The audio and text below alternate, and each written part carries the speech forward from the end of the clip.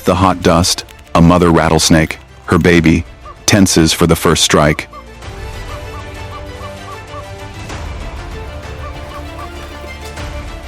One peck could pierce her belly, one bite could change her fate.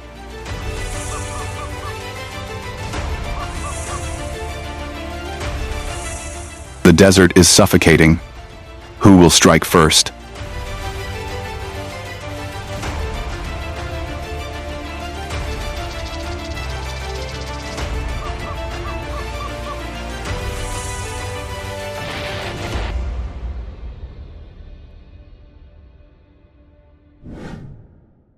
Birth in the sand hell. Rattlesnake versus roadrunner.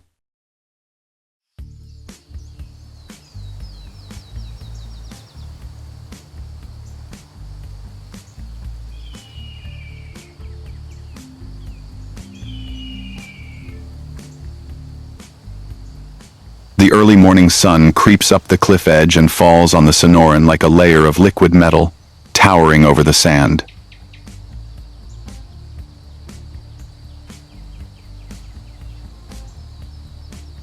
The wind carries the scent of cactus resin, hot dust, and a slight fishy taste of sun-baked rock.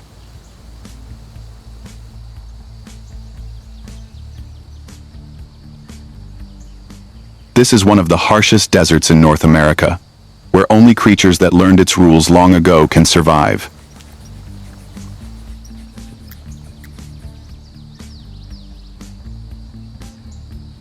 And among the heat waves that vibrate on the ground, there is one that has almost melted into the ground, but holds within it a whole new generation of its species.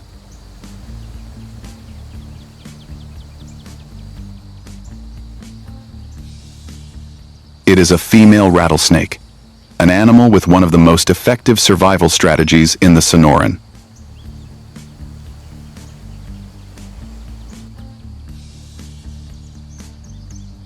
A few months ago, in late spring, under the shade of thorny roots, she had wrapped herself around a male in an ancient mating ritual her species had repeated for millions of years.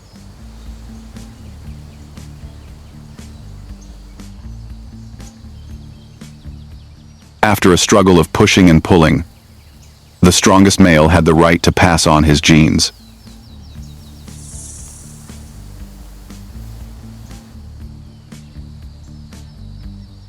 From the moment the sperm met the egg, tiny embryos began to form, not in the sand, but deep inside the female.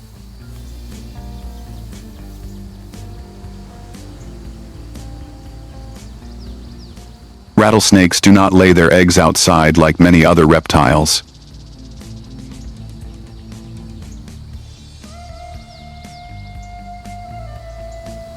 They are retained in the oviduct, where they grow thanks to the yolk, protected by the mother's body from the drastic changes in temperature and the predators lurking outside.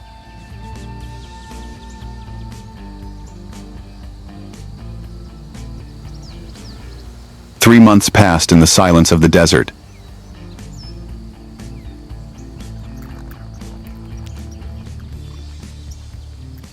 Each time the mother snake slithered out to hunt, each time she lay still, the embryos grew larger, taking up more space in her abdomen.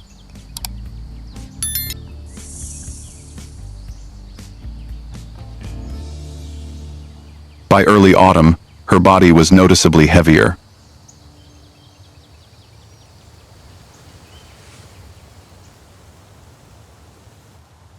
Every movement was slower, every muscle contraction more careful, as if too much effort might upset the delicate balance within.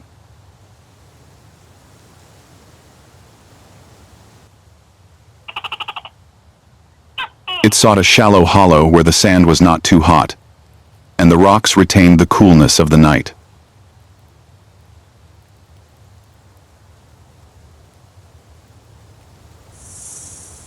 Its body lay half exposed, half submerged, its dorsal scales drooping to follow the curve of the earth.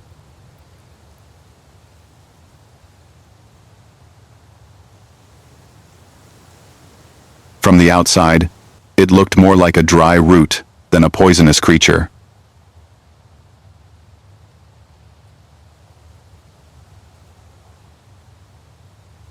But Sonoran rarely left anyone alone for long.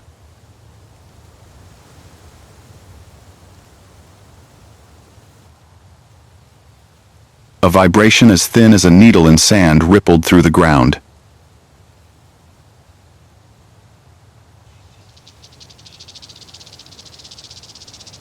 The mother snake raised her head, her tongue parting the hot air, tasting the faint but familiar scent.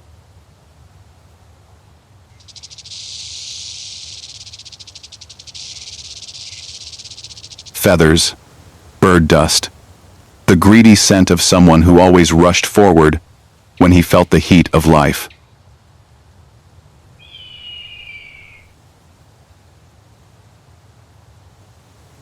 Amid the dancing heat lines, a bird shadow glided by, low and fast.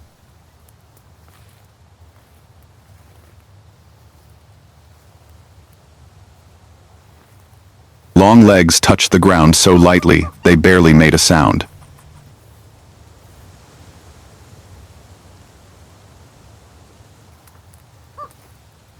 Black eyes scanned the ripples of sand as if reading an invisible map.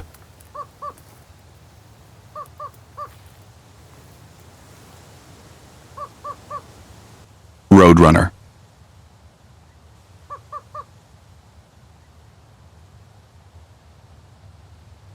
In its eyes, the desert was a merciless feast.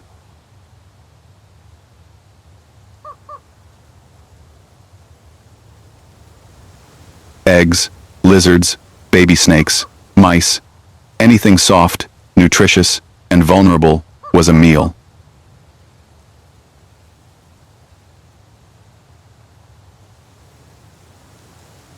It didn't know that rattlesnakes didn't lay their eggs in the sand, but it sensed one thing clearly.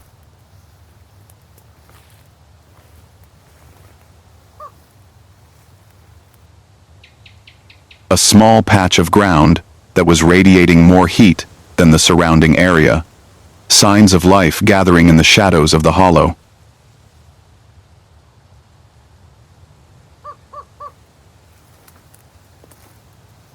It lowered its body, tilted its head to listen.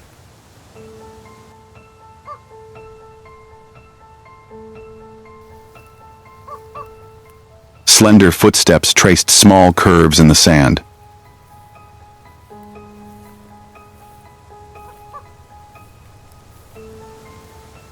It edged closer, while the mother snake tensed, its dry tail beginning to vibrate, creating a series of hoarse sounds that rippled through the air.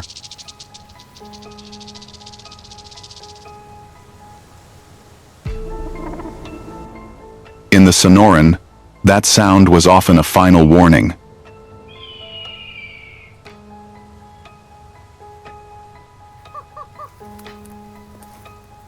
Many species would stop, retreat.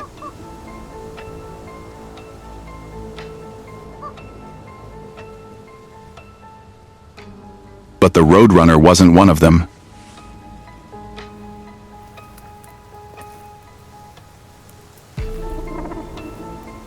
It was a creature that lived by clinging to the edge between chance and death.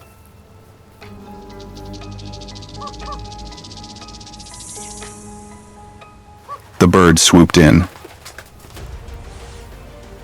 The first peck landed just in front of the mother snake's swollen belly.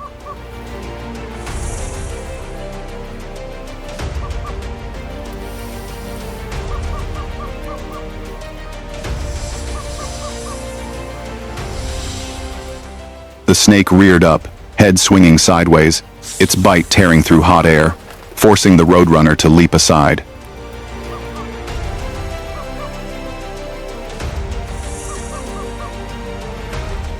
The sand rose in a thin veil. The sunlight shattered into dazzling fragments. Roadrunner landed, not running away.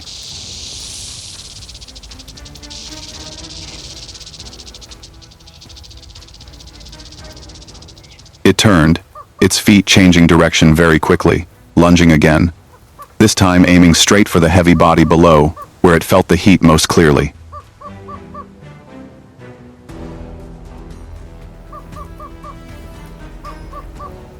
If it pecked, it could knock the snake out of position, exposing itself for a moment.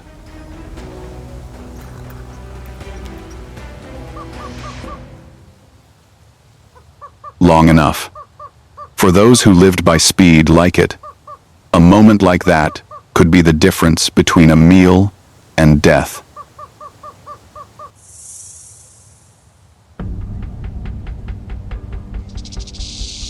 The mother snake understood that.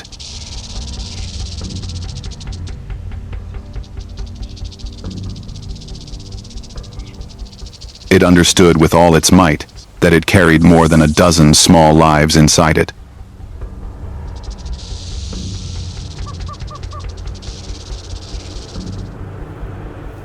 It no longer had the strength to rush into a long fight.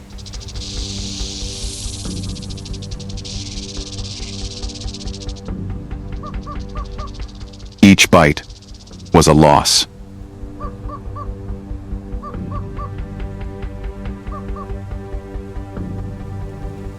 Each swing of its body meant that the babies in its belly were pushed away.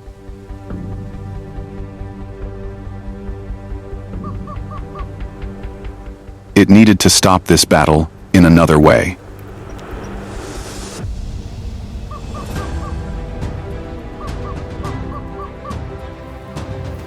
When the roadrunner lunged a third time, its beak aimed at the flank, the mother snake dragged a layer of sand over the surface of the hole, then slithered back quickly into a deeper crevice in the rock.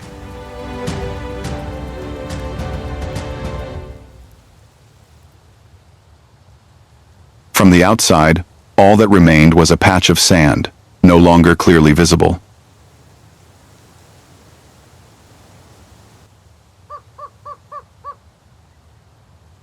Roadrunner thought it was retreating. Instinct urged it to chase.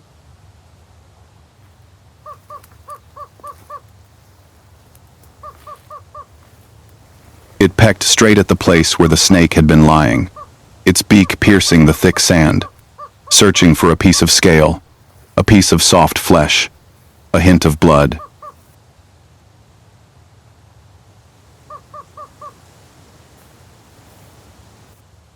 But all it encountered was hot earth.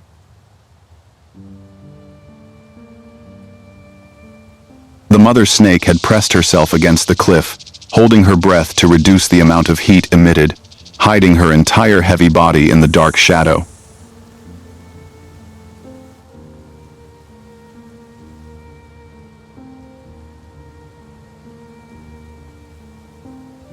Her scent mixed with the scent of the rock.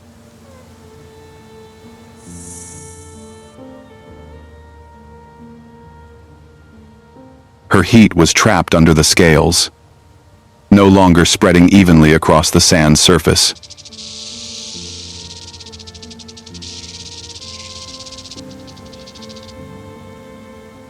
Roadrunner pecked a few more times, each time in vain.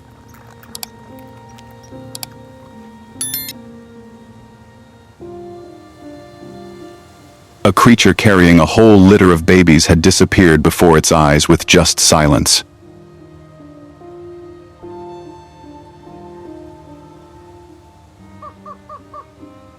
The bird let out a short, sharp cry.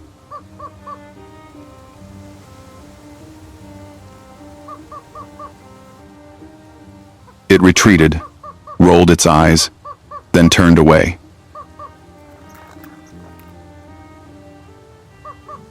Its feet swept up in the sand, its shadow gliding across the desert floor and fading among the creosote bushes.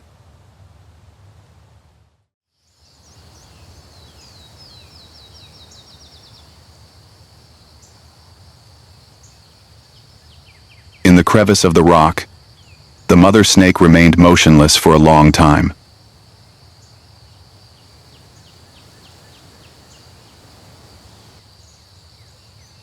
The pain from the pecks across her body made her muscles twitch, But most importantly, the movements inside her belly were still there.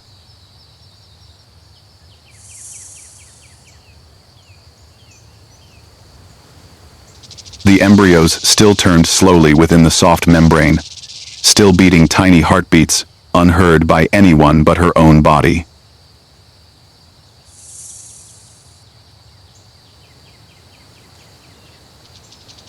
She had kept her brood, but the price was evident in every breath.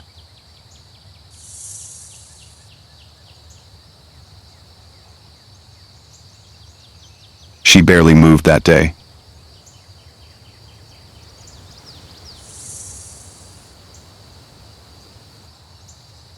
The sun rose and drifted west, casting long shadows of the saguaro across the burning sand.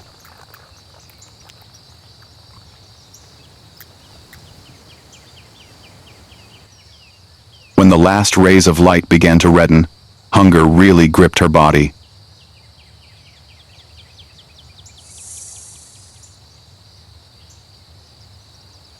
She had been pregnant for months, using most of her energy to feed her growing babies.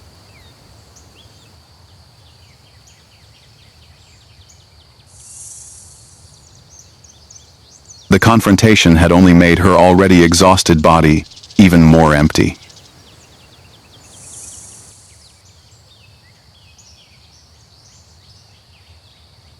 There was nothing left in her stomach but a heavy fatigue.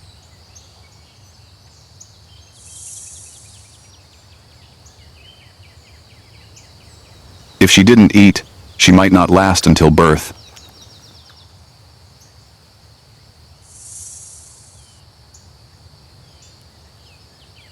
And if she fell before the babies were fully formed, everything she had risked her life to protect would disappear with her.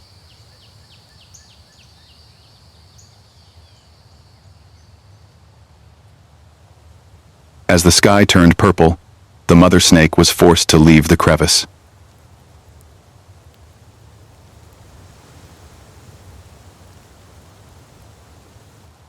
She crawled slowly across the sand, each movement measured as if each muscle contraction was a loan to her body.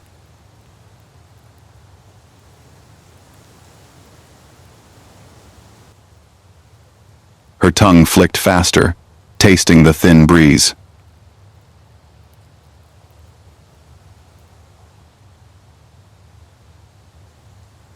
Between the smells of dust, stone, cactus, finally another scent entered her mouth.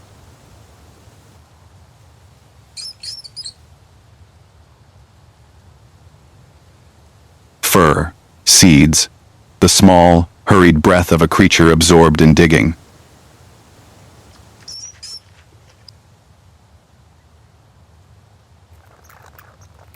A kangaroo rat.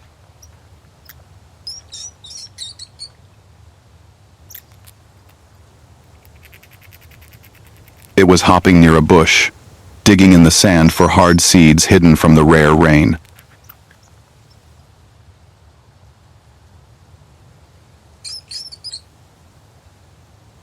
Last night, it had escaped a fox's fangs.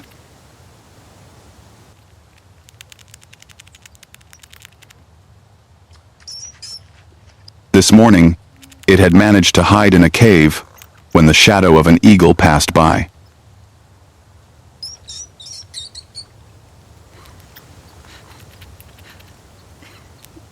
Now, in the softer afternoon light, it thought it was safe.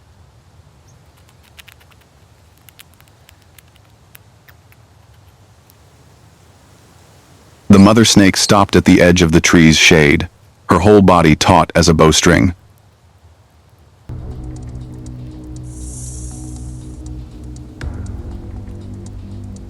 She kept her head low, her eyes fixed on her target.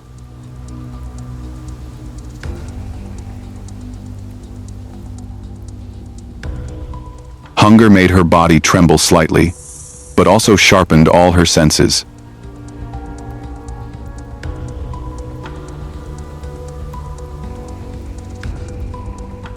It clearly felt every little step of the mouse on the sand, every time the tiny chest heaved with its breath.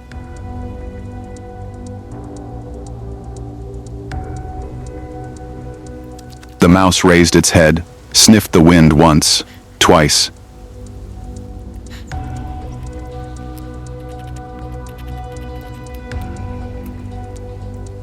Not smelling any strange smell, it bent down deeper.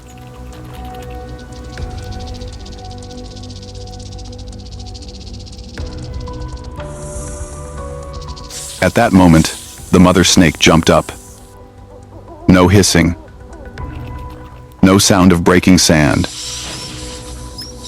Just a curve tearing across the empty space.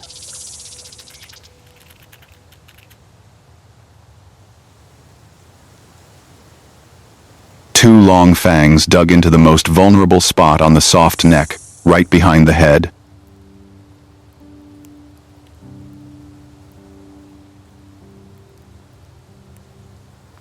The mouse's body jerked half a beat. Then the poison spread quickly, like fire flowing through a sand tube. Its whole body went limp, its legs contracted. The snake held on tight, feeling its life fading, then began to swallow. The warm flesh slid down her throat, into her stomach, spreading throughout her body.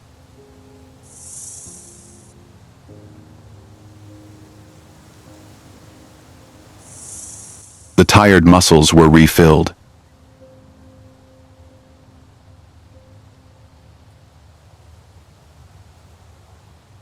The babies curled up inside her, also enjoyed the new heat.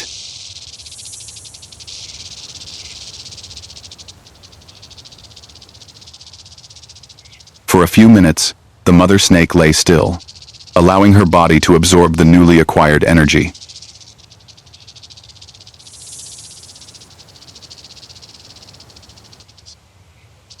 Her tail quivered slightly, not to threaten anyone, but as a rare moment of relief for a species that thrives on silence.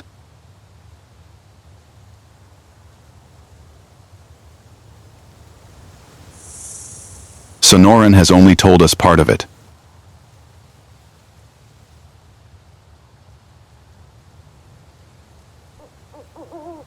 There are others out there, beginning their own journeys.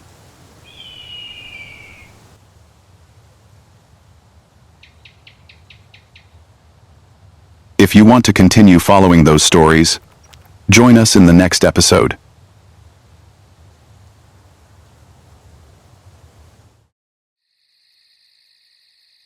As darkness fell over Sonoran, the mother snake returned to her shelter.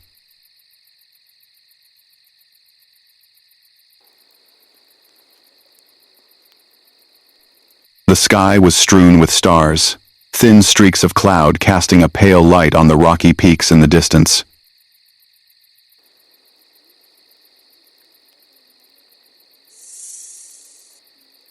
She slowed down, feeling the sand beneath her belly begin to cool.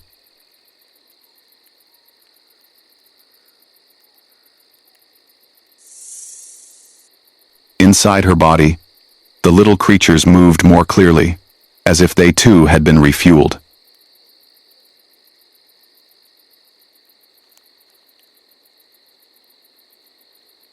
That night, the first contractions came.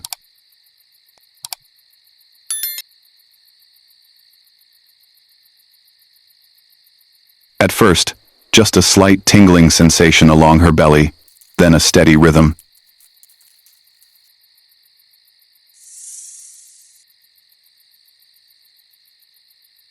She crawled deeper into the hole, finding a soft, sheltered spot in the sand.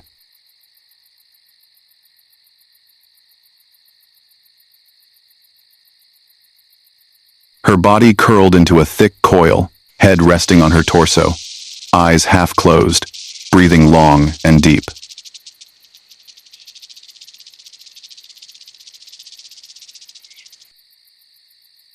Underneath the scales, a new generation was preparing to be born. No white eggs bursting on the sand. No brittle shells for the babies to crush from within. One by one, they emerged from their mother's wet belly, shiny, thin, but complete.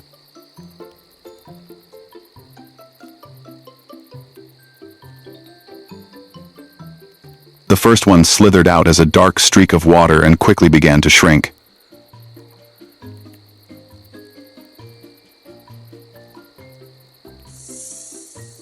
She was much smaller than her mother's huge body, but she had eyes, tongue, scales, fangs, everything she needed to survive in the Sonoran.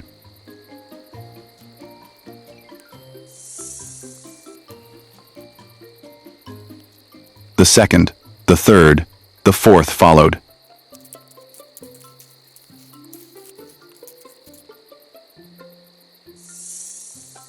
In the dim light of the desert night, the whole hole seemed to be moving with tiny wires crawling for warmth.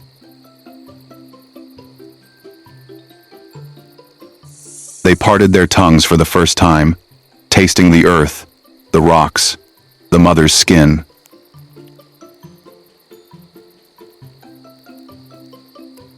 Instinct made them not cry out, not seek out the herd, but seek the warmest place, the mother snake's belly, where the heat from the labor contractions had just ended. The mother snake curled her body slightly to form a natural barrier.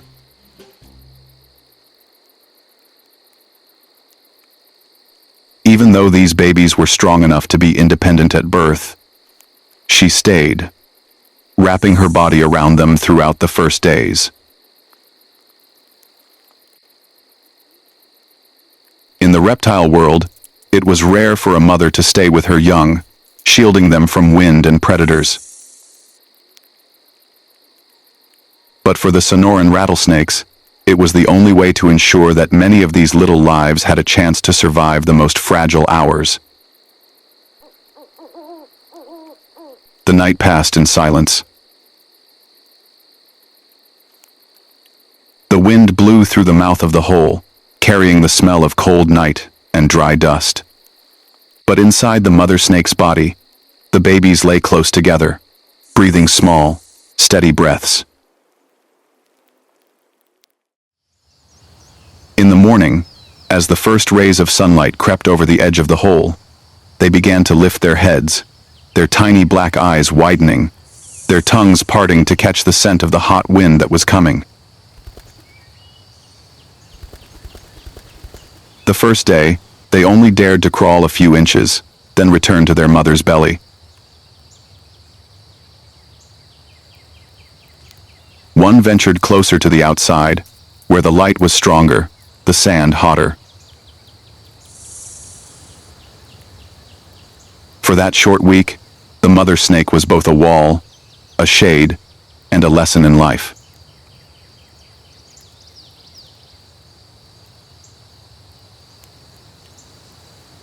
She taught not by sound, not by warning calls, but by standing between her children and danger, by moving aside when they were going in the right direction, and by stopping them when they were too open.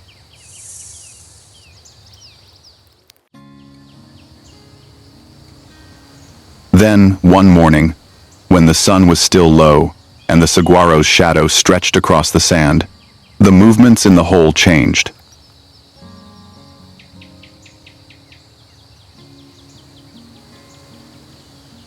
The children began to rub themselves more against the sand and rocks, the old scales flaking off in thin flakes, revealing new, brighter, sharper skin.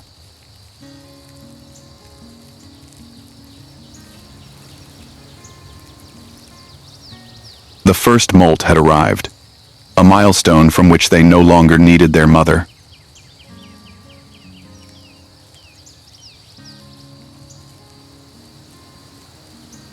The mother snake looked at them, her pale yellow eyes filled with something between tiredness and serenity.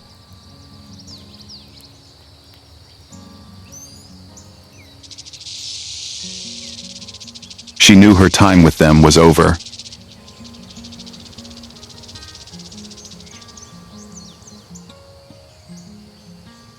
Her body was much lighter after giving birth, but there was still a weary void left by months of pregnancy and sleepless days of guarding.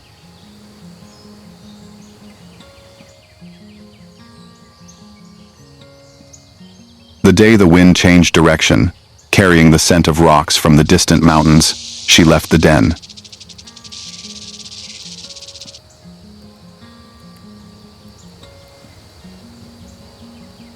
Not immediately, but slithered away, as if to open a final path for her children.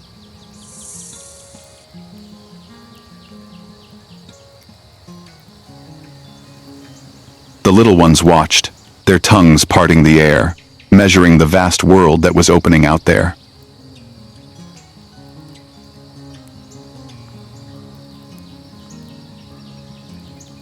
Then, one by one, they left.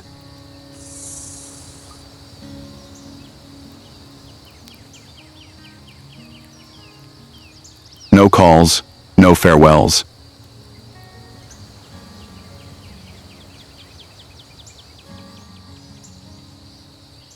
The desert had no place for such rituals.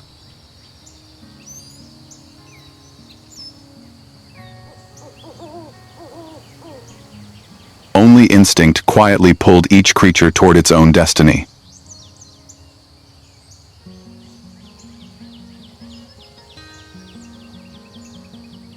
As the sun climbed higher above the saguaro trunks, the den where the snakes had hatched was nothing more than a lightly disturbed patch of sand, the last trace of a family that had existed for a few fragile days.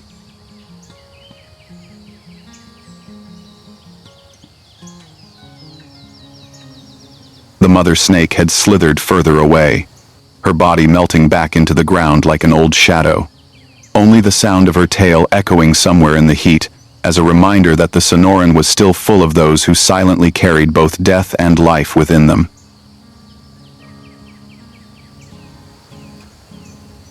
The shadow of a bird glided by. Roadrunner.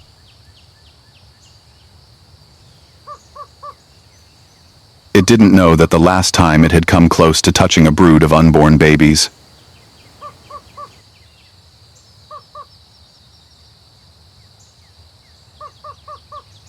Maybe one day, one of the babies that had just left the nest would be the one it faced.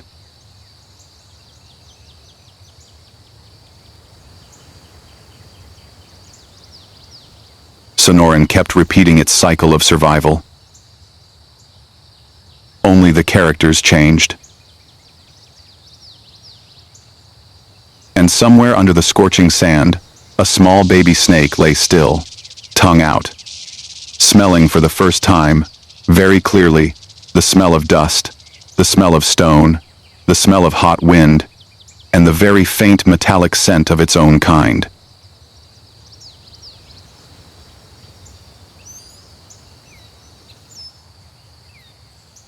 It didn't know about roadrunners, didn't know about rats, didn't know about the long road it was about to crawl down.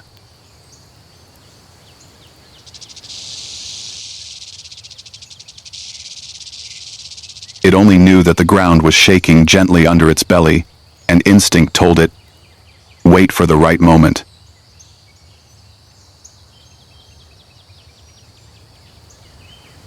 In Sonoran, those who wait are usually the ones who survive.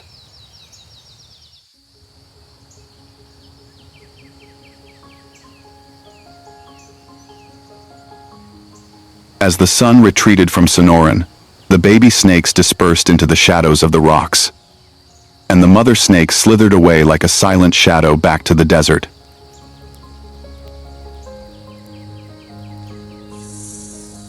But Sonoran never stopped.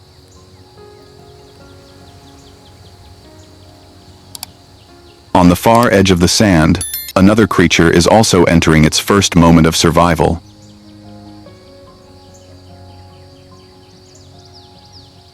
And that will be the next story that this land wants to tell.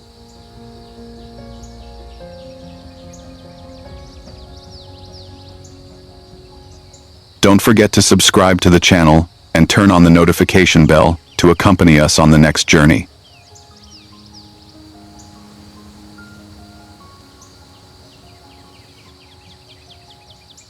Thank you for watching.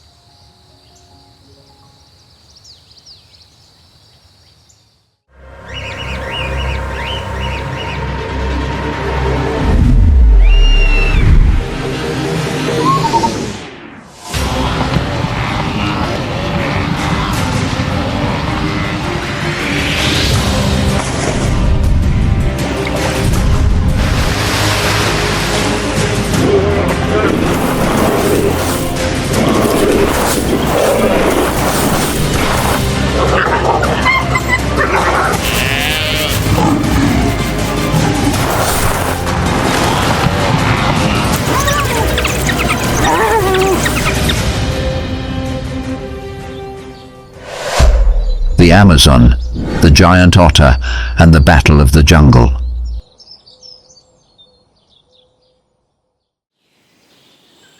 The Amazon is not just a forest, but the beating heart of wildlife.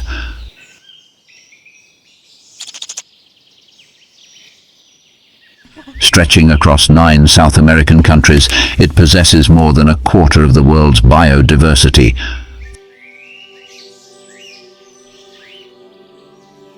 Thousands of rivers crisscross like veins. The forests are as dense as walls of time.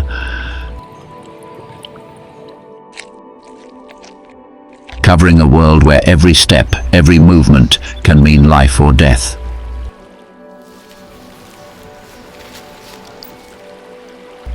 In a land where sunlight filters through layers of leaves and steam rises from the ground like smoke, every creature must fight every moment to survive.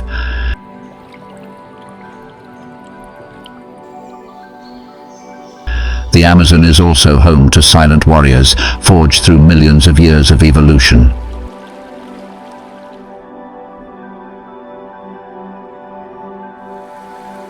Giant otter.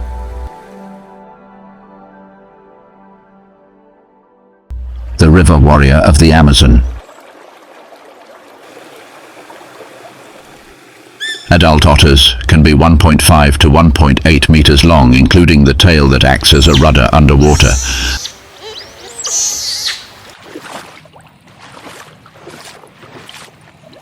Their short, thick, and especially glossy fur is dark brown or reddish brown, making them completely waterproof.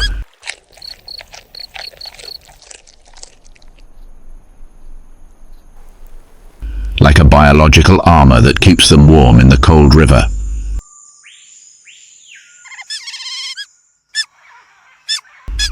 On their necks, each individual has a unique white mark like a fingerprint, used to identify each other.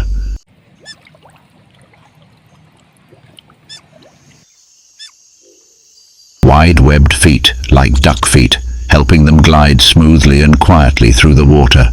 Round eyes and small ears.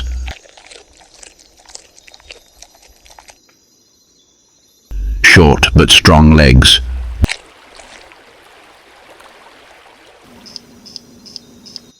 Often the only thing that sticks out when they observe from below the water.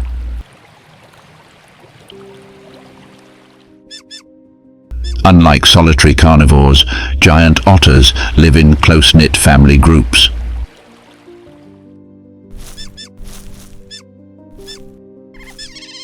A group usually includes a pair of parents and their offspring of various ages.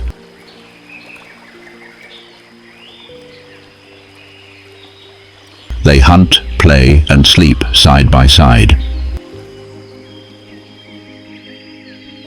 This family bond is maintained through their unique vocalizations, with over 20 different types, ranging from warning whistles to deep, comforting calls during stressful moments.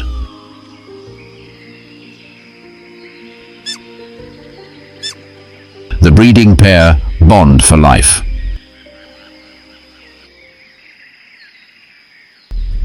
Mating season usually falls during the dry season, when water levels are low and prey is more concentrated.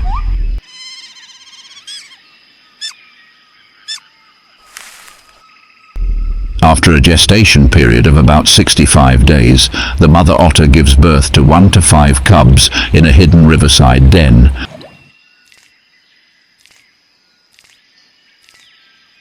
This is carefully dug and protected from threats such as crocodiles, pythons, and jaguars.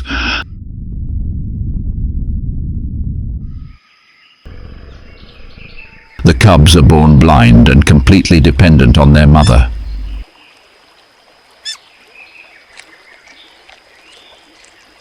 The whole family cares for, keeps them warm, and teaches them.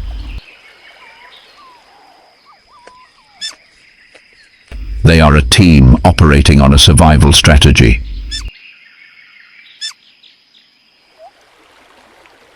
When the cubs are almost adults, the parents teach them to hunt.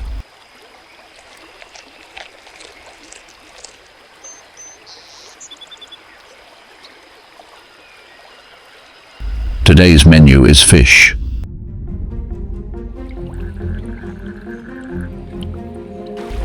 murky waters of an Amazon tributary, a baby otter stood motionless, only its brown eyes peeking out of the water.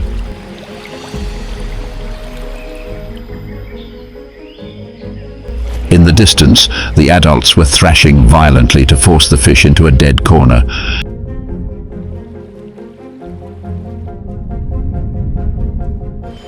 Each swirl of water twisted like an invisible net.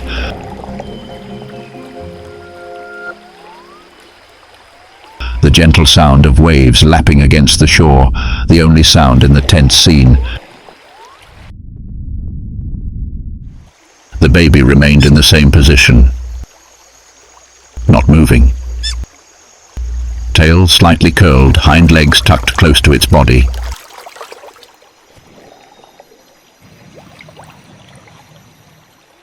Whiskers trembling, it felt even the slightest movement in the water.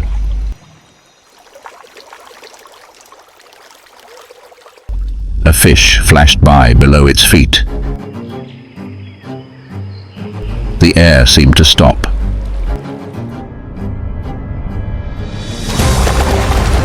And then, suddenly it lunged. A bite. The fish was gone. Only the ripples remained. And the baby otter's eyes went silent for a few seconds.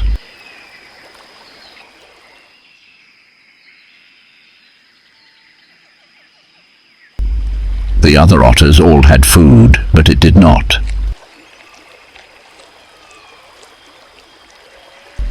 It swam quietly back to the group, the otters in the group sharing their food with it as a consolation for its first failure.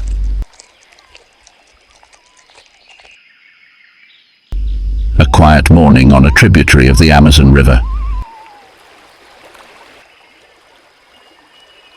The young otter swims close to its mother. Its alert brown eyes follow each dive, each rhythmic flick of its tail.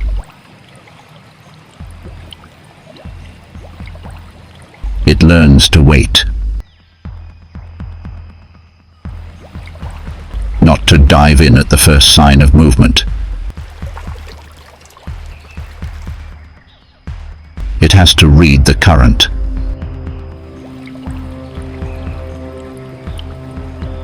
The water in front of it ripples slightly. Its mother gives no signal. It just turns its head, then dives. This time it doesn't need anyone to herd the fish.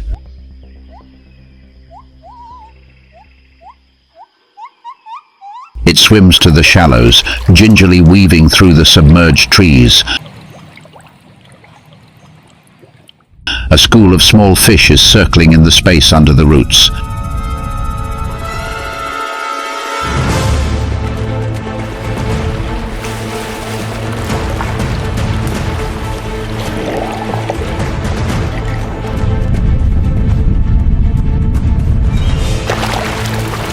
A decisive stroke. Its teeth clench, the smooth fish struggles. Water splashes.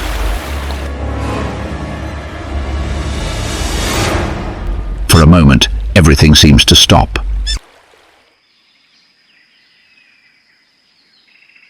Then, bursting into a loud cry, it has its own reward.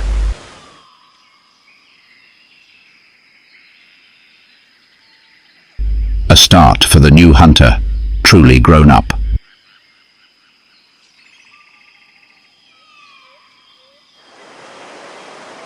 But the Amazon is not just about water.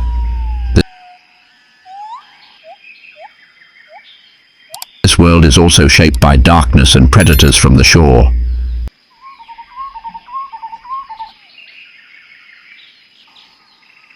In the humid riverine forests, where light only filters through the leaves, there is a leader of the terrestrial predatory chain.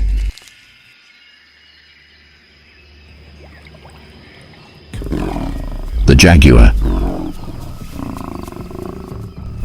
Its body is solid and compact like a mass of living muscle.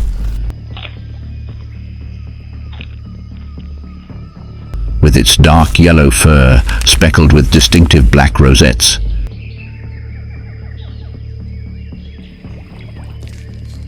This is both an identification mark and a perfect camouflage in the jungle.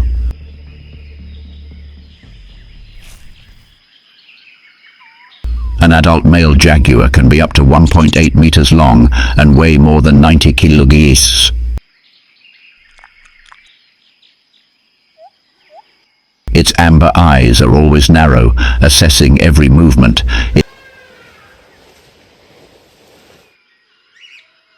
Its steps are light as the wind blowing through rotten leaves, but each stride contains the power to take down any prey.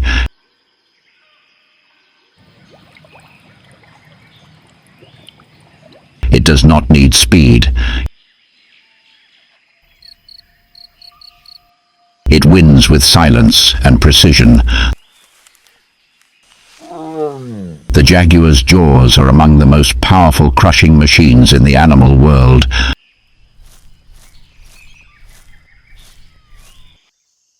They hunt alone, marking their territory with scent and roaring like rolling earth.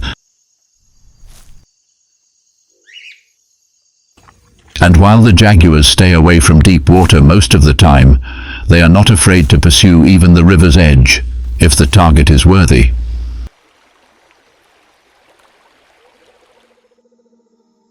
Under the blazing sun of the Amazon afternoon, the ground seems to evaporate under the otter's footsteps. The whole family of otters has just left the water, finding some shade among a cluster of rocks along the shore. Soft breathing, the sound of wet fur brushing against rocks, and half-closed eyes resting. But this is not a peaceful place. It never is in the Amazon. Right behind them, the jaguar, the apex predator on land, has been following for a long time.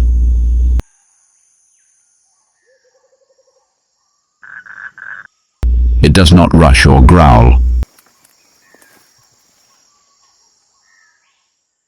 It just quietly presses against the ground, every muscle contracting under its mottled skin like a deadly current.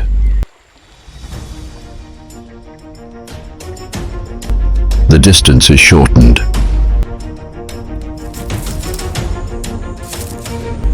A young otter suddenly raises its head.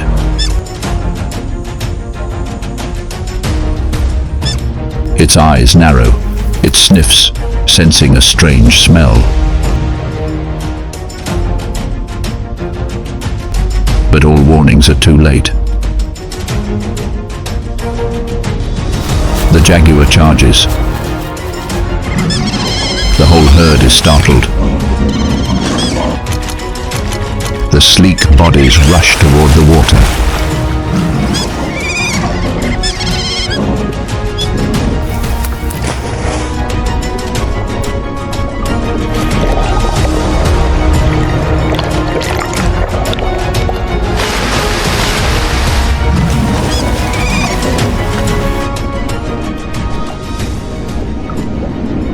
But then, the unexpected happened. The pack turned back. They did not run away. A wild, daring counterattack by the jaguar. The predator retreated.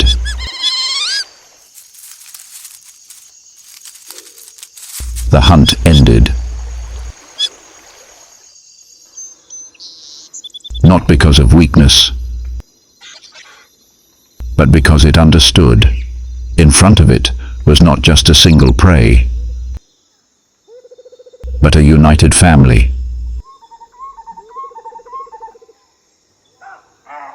A blood alliance that knew how to fight to the end.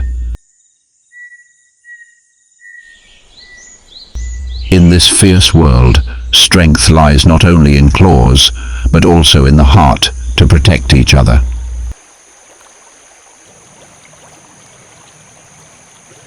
The otter has proven. Sometimes, life is kept not by fear, but by collective courage. Something that even the king of land predators must retreat. However, in some cases, when the otter goes alone, it will become prey for the jaguar without too much effort to struggle. The otters play after a struggle with a land enemy.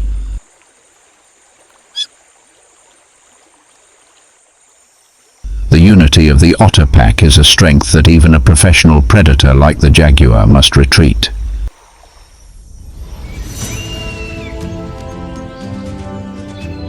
In the Amazon, jaguars are not the only terrestrial enemies of otters. Even in the Amazon River, their territory,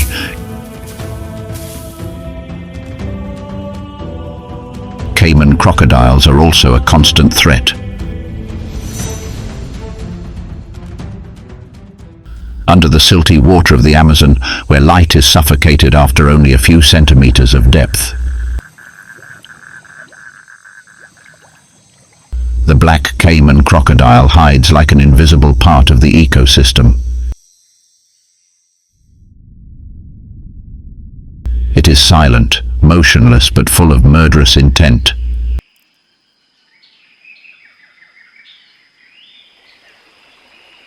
This is the largest crocodile species in South America, with an average length of 3 to 5 meters and a weight that can exceed 400 kilos in adults.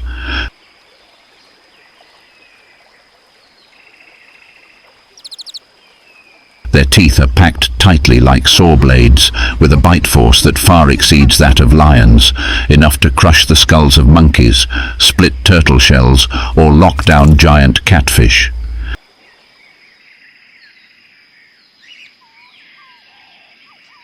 Their rough, dark skin, ranging from blue-black to ash-grey, helps them almost disappear in murky pools where light cannot reach the bottom.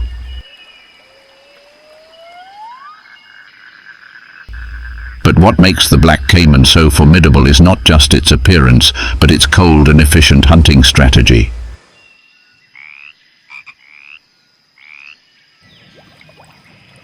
It does not chase its prey like a big cat, nor does it need to lie in wait at close range like a leopard.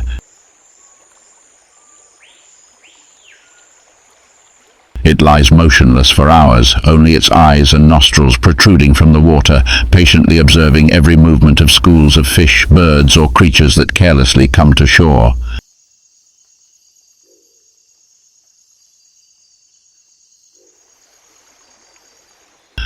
And with its death roll, it will not give its prey a chance to escape.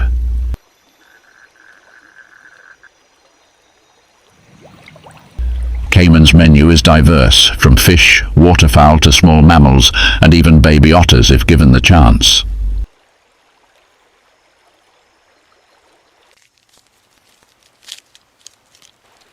But when faced with the giant otter alliance, the battle will no longer be simply ambush and swallow.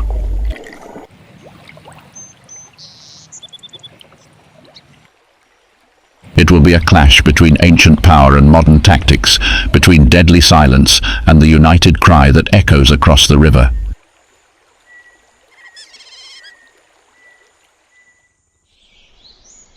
The Amazon River is calm, its eyes covered with the sparkling sunlight of the afternoon.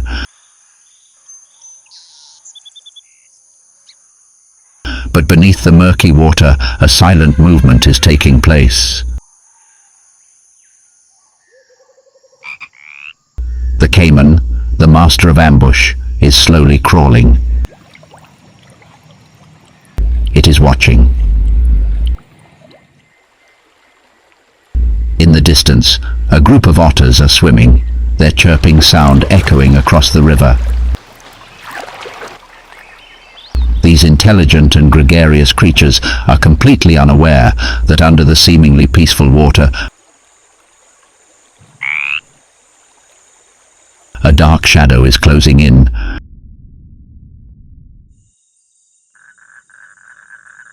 They are busy playing and rolling around.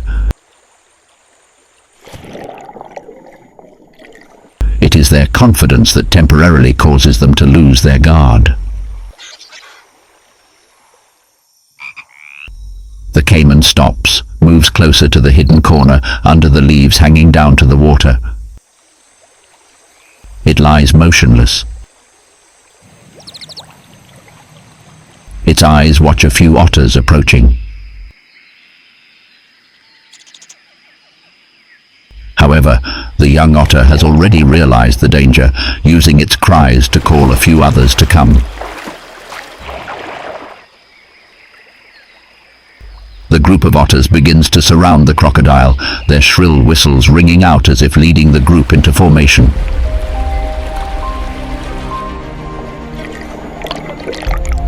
They continuously use their actions to harass and distract the crocodile's attention. Space seemed to pause for a few beats.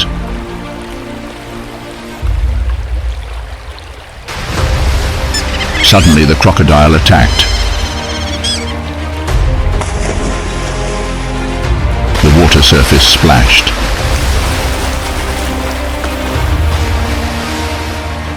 Its counterattacks only touched empty space. The otters continued to tease. A chaotic atmosphere.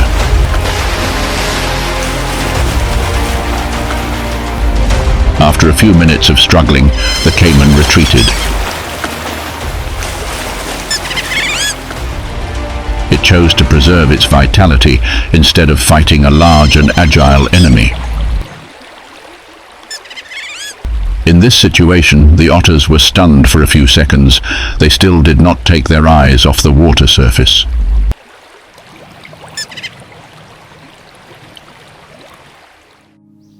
On the Amazon River, the strength of muscles sometimes had to retreat with the tactics of the herd.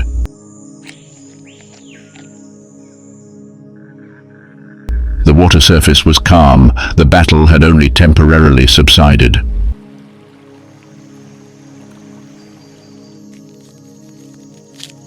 In the endless rhythm of survival, tomorrow the water would be turbid again. The warning sound would ring once again.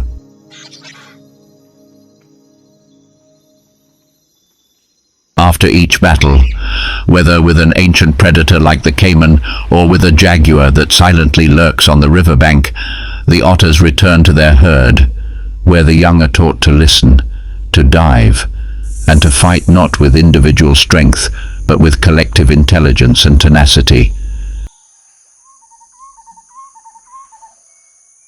They grow more cautious after each encounter, but also more courageous, knowing that life is not for the lazy.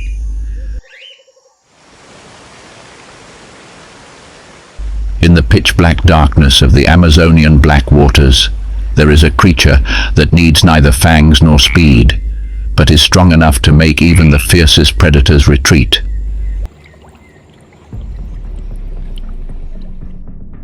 The electric fish. The silent killer of the underwater world.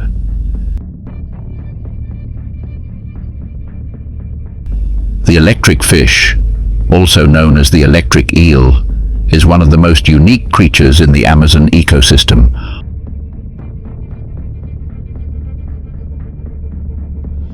Although called fish, they are actually a member of the knife fish group, not a close relative of true eels.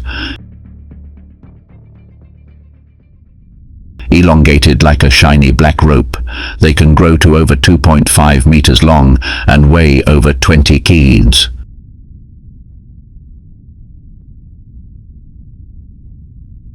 One of the largest electric predators on the planet.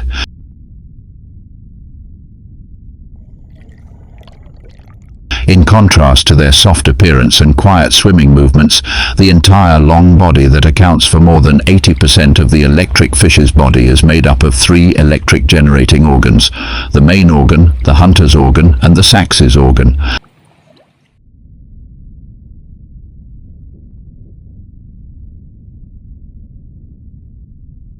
These special muscles can generate electric pulses as strong as 600 volts, 5 times the voltage of a household outlet, and up to 1 ampere of current, enough to cause full-body convulsions, neurological disorders, or even cardiac arrest in some small species.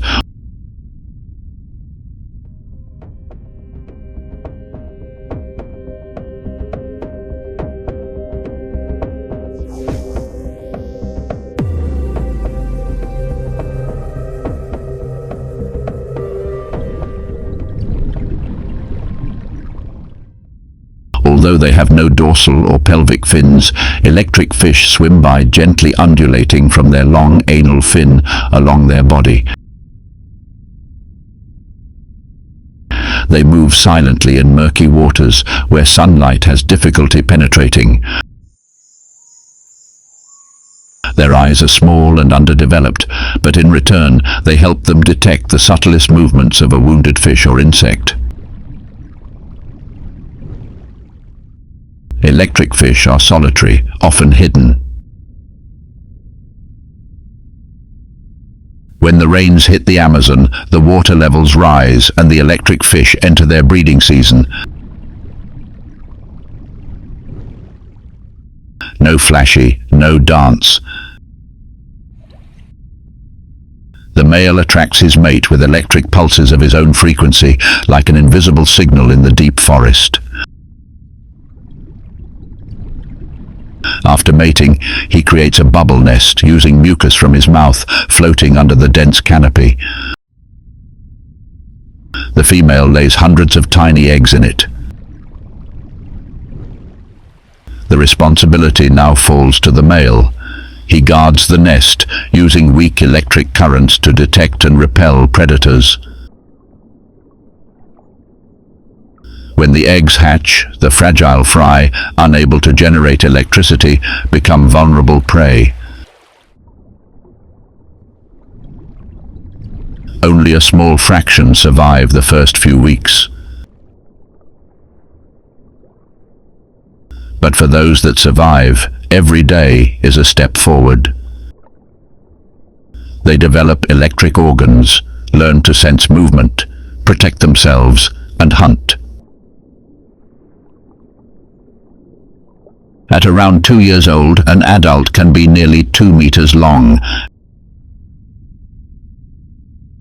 and knows how to use electricity as an invisible weapon. In the Amazon, electric fish also become a formidable prey for crocodiles or otters.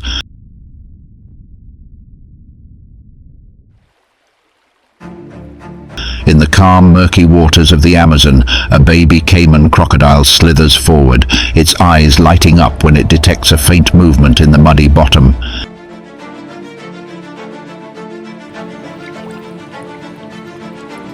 It rushes forward, its mouth wide open, thinking it is about to have an easy meal. But that is a fatal mistake. The electric fish, silent as a log.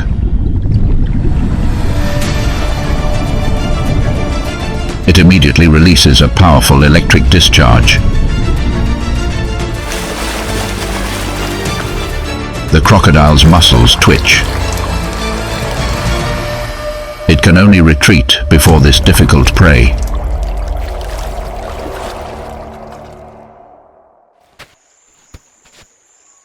In this flooded world, the seemingly weak are the real monsters.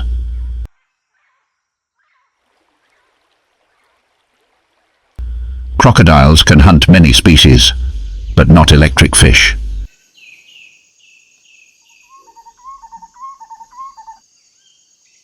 The Amazon, an unforgiving maze of survival, where each creature is born with a role, a strategy and a limit.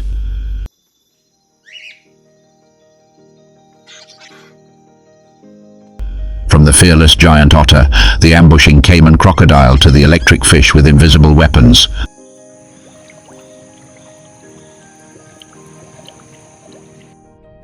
All together create a never-ending wild symphony between the jungle and the river.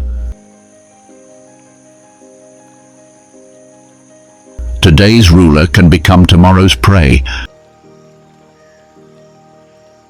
The silent one can be the most dangerous. And in this game of millions of years of evolution, it is not pure strength that determines survival, but adaptability, solidarity, and an unyielding spirit. This is the Amazon, where every breath can be the last, or the beginning of a new legend. Do you love the magical wild world and the breathtaking encounters between predator and prey? Subscribe to the channel so you don't miss the next journeys, where nature continues to write stories without scripts. Only instinct and survival.